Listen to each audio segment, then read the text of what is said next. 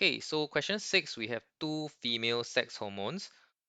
So they are listed here. Which of the following region can be used to distinguish between the two hormones? Okay, so the first hormone and the second hormone both have phenol present.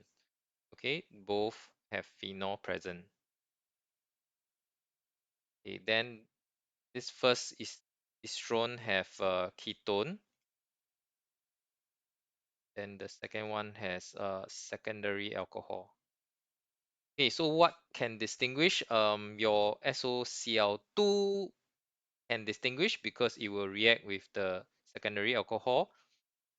MnO4 will not distinguish because it will do side chain oxidation as well as oxidation of secondary alcohol.